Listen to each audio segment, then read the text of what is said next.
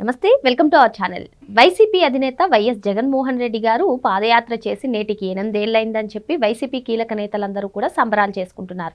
ఈ పాదయాత్ర రాష్ట్ర చరిత్రనే మార్చేసింది, దేశ రాజకీయాల్లో ఓ సంచలనం అంటూ వాళ్ళు చెప్తూ ఉన్నారు. ఇంతకీ రాష్ట్ర రాజకీయాల్లో ఏం చరిత్రను మార్చింది? అసలు ఈ పాదయాత్ర ద్వారా ప్రజలు ఏమన్నా తెలుసుకున్నారా? ప్రజల ఇబ్బందులను జగన్మోహన్ రెడ్డి ఏమన్నా తెలుసుకున్నారా? తెలుసుకునే ప్రయత్నం చేద్దాం. దీన్ని విశ్లేషించడానికి మనతో పాటుగా ఉన్నారు ప్రముఖ రాజకీయ, ఆర్థిక, సామాజిక విశ్లేషకులు అపసాని రాజేష్ గారు.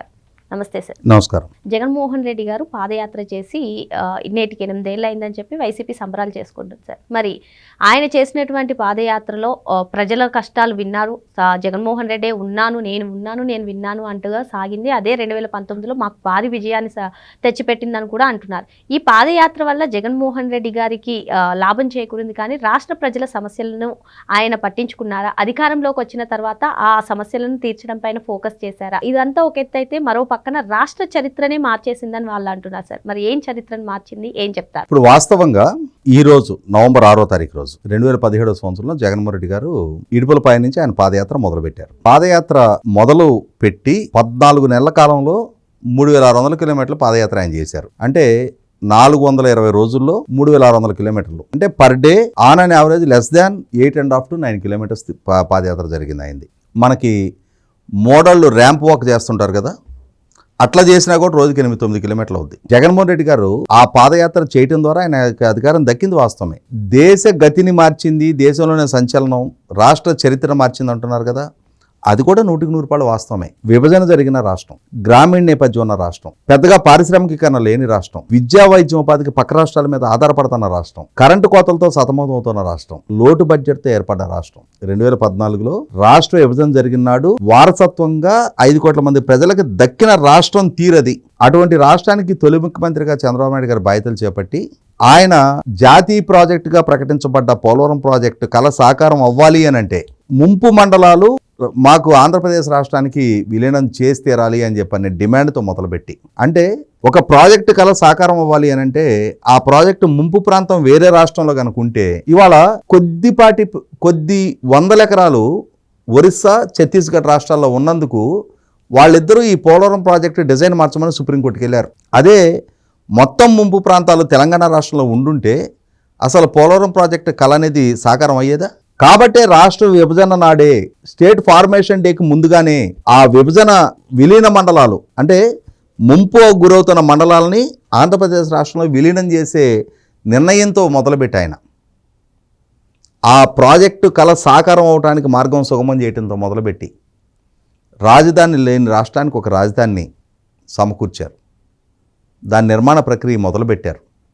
ప్రపంచంలోనే అత్యధిక ల్యాండ్ పూలింగ్ని సక్సెస్ఫుల్గా కంప్లీట్ చేయగలిగారు. ఇవాళ ప్రపంచానికే ఒక రోల్ మోడల్గా, ఒక్క లాఠీ ప్రయోగం జరగకుండా, ఒక్క బంధువుల లాంటి సంఘటనకు ఆస్కారం లేకుండా ప్రజలు స్వచ్ఛందంగా ప్రభుత్వ పిలుపుకి స్పందించి 34,000 ఎకరాల భూమి, 29,000 మంది రైతులు నభూతో నా భవిష్యత్ 2 సార్లు డిఎస్సి కండక్ట్ చేశారు. లోటు బడ్జెట్తో ఏర్పడ్డ రాష్ట్రంలో 43% ఫిట్మెంట్ ఉద్యోగులకి ఖరారు చేశారు. 3 సార్లు సిఐ కన్వెన్షన్స్ పెట్టారు. 5 లక్షల కోట్ల రూపాయల పరిశ్రమలు గ్రౌండింగ్ అయ్యాయి. 5 లక్షల మందికి ఉపాధి కల్పన జరిగింది. మరి రాష్ట్ర రోడ్డు కనెక్టివిటీ పరంగా చూసుకుంటే 25,000 కిలోమీటర్ల సీసీ రోడ్డు ఫార్మేషన్స్ జరిగినాయి. క్రమం తప్పని క్రెడిట్ క్యాంపులు కండక్ట్ చేశారు. ఎస్సీ సప్లాన్ని సక్సెస్ఫుల్గా ఇంప్లిమెంట్ చేశారు. 200 రూపాయలు ఉన్న పెన్షన్ని 2,000 రూపాయలు చేశారు. ఈ విధంగా ఒక ప్రభుత్వం పనిచేస్తూ ఉంటే ఆ ప్రభుత్వాన్ని అప్రతిష్ట పాలు చేయటమే లక్ష్యంగా ఆ ప్రభుత్వ పాలకుల వ్యక్తిత్వానికి పాల్పడాలి, తనకి ఎలివేషన్ ఇచ్చుకోవాలి అనే ఏకైక లక్ష్యంతో జగన్మోహన్ రెడ్డి సంకల్పించిన పాదయాత్ర.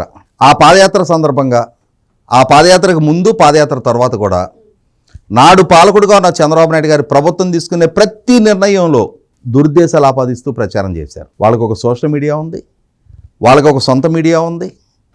వాళ్ళ ద్వారా పెంచి పోషించబడుతున్న చాలామంది కిరాయి మేధావులు ఉన్నారు. వాళ్ళందరితోటి చంద్రబాబు నాయుడు గారిని, ఆ ప్రభుత్వాన్ని నిత్యం టార్గెట్ చేస్తూ ఈయన చేస్తున్న వ్యాహ్యాళి లాంటి పాదయాత్ర. మనం ఈవినింగ్ షైర్లకు వెళ్తాం అంటారు కదా, భార్యాభర్తలు వాళ్ళ ఇంట్లో పెంచుకునే కుక్క పిల్లని తీసుకొని సరదాగా షికారుకి వెళ్ళడం చూస్తుంటాం కదా, అలా యువకుడు అని చెప్పుకుంటారు కదా, మరి రాహుల్ గాంధీ గారి పాదయాత్ర చూసాం మనం, ఎంత వేగంగా ఆయన పాదయాత్ర చేశాడో చూసాం. ఈయన మరి వాళ్ళ ఈరోజు పోస్టర్స్లో మెన్షన్ చేసుకున్నారు కదా, 14 నెలలు 3600 కిలోమీటర్లు.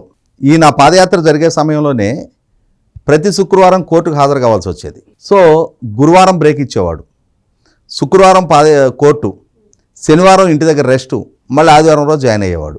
పార్ట్ టైం పాదయాత్ర, ప్రతి వారం 2 రోజులు బ్రేకు. ఇది దేశ గతిని మార్చిందా? రాష్ట్ర గతిని అయితే మార్చింది. ఎన్ని వాగ్దానాలు చేశాడు, యూనివర్సిటీలకు వెళ్ళాడు, కాలేజీలకు వెళ్ళాడు. చంద్రబాబు ప్రత్యేక హోదా ముగిసిన అధ్యాయం అంటున్నాడు, నేను ప్రత్యేక హోదా సాధిస్తా, నాకు మెజార్టీ ఎంపీ సీట్లు ఇవ్వండి. ప్రత్యేక హోదా కనుక సాధించామంటే 13 జిల్లాలని 13 హైదరాబాద్గా నేను అభివృద్ధి చేస్తా. మహిళల్ని నా అక్క చెల్లెమ్మలారా, మద్యం ఇవాళ ఆరోగ్యపరంగాను ఆర్థికంగాను కుటుంబాలను చిన్నాభిన్నం చేస్తుంది, నేను మద్య నిషేధం చేస్తా. 2024 ఎన్నికల నాటికి రాష్ట్రంలో 5 స్టార్ హోటల్స్లో తప్ప రాష్ట్రంలో మద్యం కనపడనివ్వను అన్నాడు. ఉద్యోగుల్ని అన్నా మీ సిపిఎస్ వారంలో రద్దు చేస్తా, మెరుగైన పిఆర్సీ ఇస్తా, క్రమం తప్పని డిఏలు ఇస్తా అన్నాడు. ఇట్లా ఎవరు కనిపిస్తే వాళ్ళకి ఏది తోస్తే అది వాగ్దానాలు చేసుకుంటూ వెళ్ళాడు. నాడు చంద్రబాబు నాయుడు గారి ప్రభుత్వం మీద నిత్యం బురద జిమ్ముకుంటూ వెళ్ళాడు. అన్నీ అసత్య కథనాలు. అలాగే చేసిన వాగ్దానాల విషయంలో కూడా 45 సంవత్సరాలకు పెన్షన్ ఇస్తానని వాగ్దానం చేశాడు. నేను మేనిఫెస్టోలో పెట్టలేదుగా అన్నాడు. ప్రజలకి మైక్లో చెప్పింది వింటారా, నువ్వు మేనిఫెస్టోలో రాసింది చదువుకుంటారా? నువ్వు బహిరంగ సభల్లో మైకుల్లో చెప్పావు, నీ సాక్షి ఇంటర్వ్యూలో కొమ్మినేని శ్రీనివాస్తో చెప్పావు. అంటే ప్రజలని నమ్మించి వంచాడు. మరి పాలకుడిగా ప్రజలు నీ మాటలు నమ్మారు, అవకాశం ఇచ్చారు. ఇచ్చిన తర్వాత వాళ్ళు చెప్తున్న రాష్ట్ర గతి మారింది 100% పాళ్ళు.